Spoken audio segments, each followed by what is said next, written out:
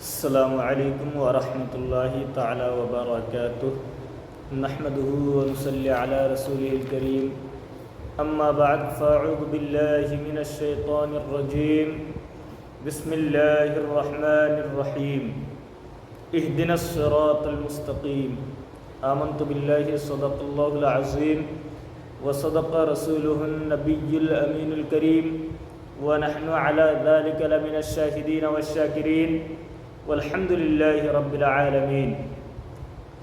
প্রিয় দর্শক, এর আগের ভিডিওতে আমি আপনাদেরকে বলছিলাম যে ইনশাআল্লাহ আগামী ভিডিওতে আমি আপনাদেরকে বলবো যে জশ্নে ঈদ মিলাদুন নবী সাল্লাল্লাহু তাআলা আলাইহি ওয়াসাল্লাম সকল ঈদের সেরা ঈদ কিনা।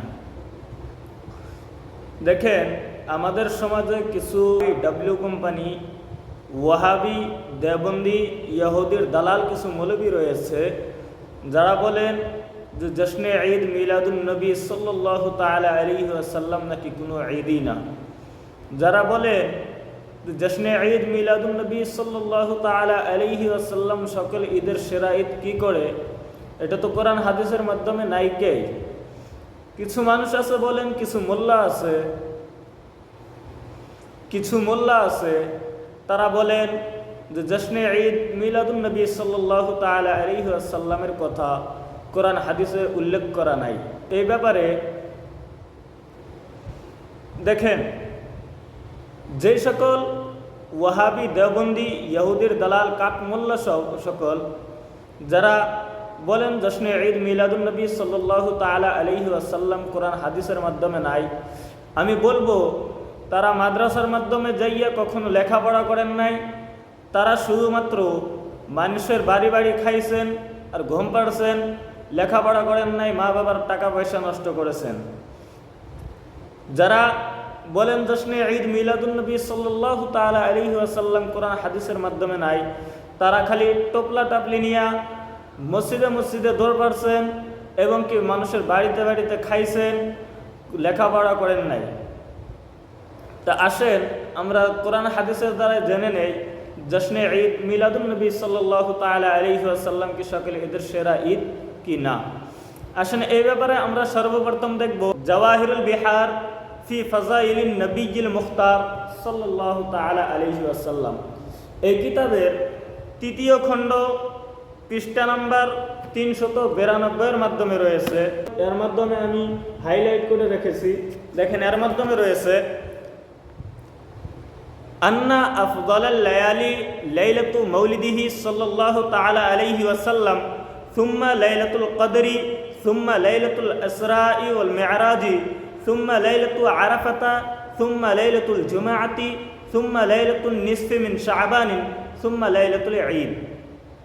এখানে রয়েছেন যে রাতের মাধ্যমে সর্বশ্রেষ্ঠ রাত হয়েছে হুজুর সাল্লাল্লাহু তাআলা আলাইহি ওয়াসাল্লাম যে রাতে আগমন করেছেন সেই রাত, তারপরে শবে কদর, তারপরে শবে মেরাজ, তারপরে আরাফার রাত, তারপরে জুমার রাত, তারপরে শবে বারাত, তারপরে ঈদের রাত, ঈদুল ফিতর এবং কি ঈদুল আজহার রাত।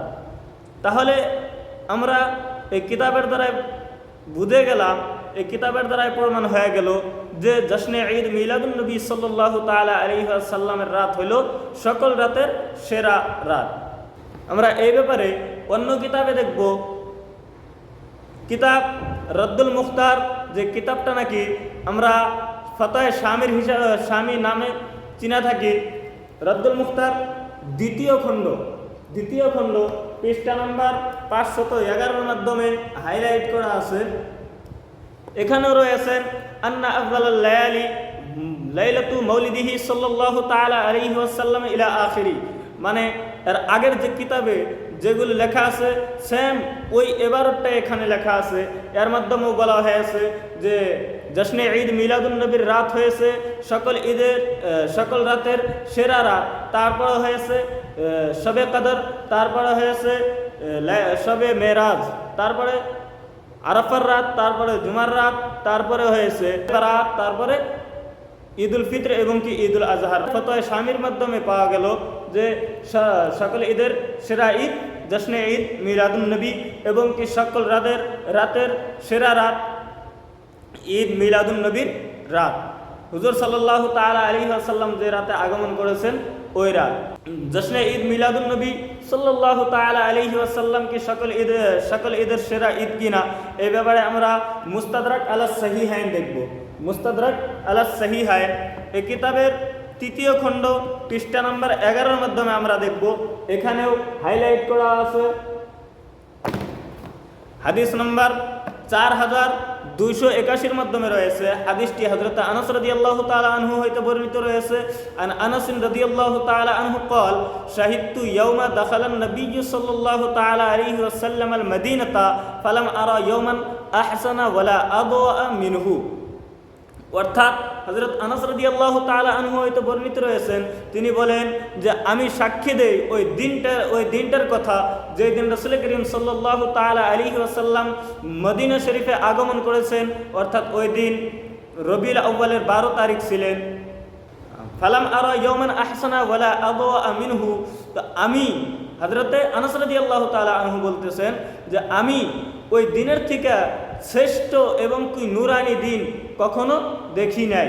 তার মানে এই হাদিসের দ্বারাই প্রমাণিত হইল যে জশ্নে ঈদ মিলাদুন নবী সকল ঈদের সেরা ঈদ। চলেন এই ব্যাপারে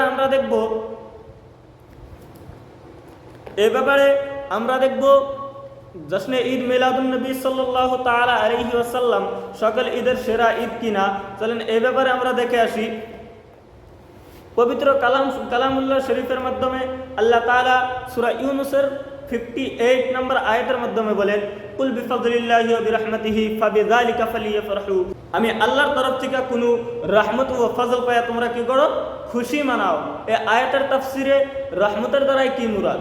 আল্লাহ তাআলার অসংখ্য রহমত রয়েছে, আমরা কোন রহমত পায়ে খুশি মানাবো এবং কি খুশির এজাহার করব।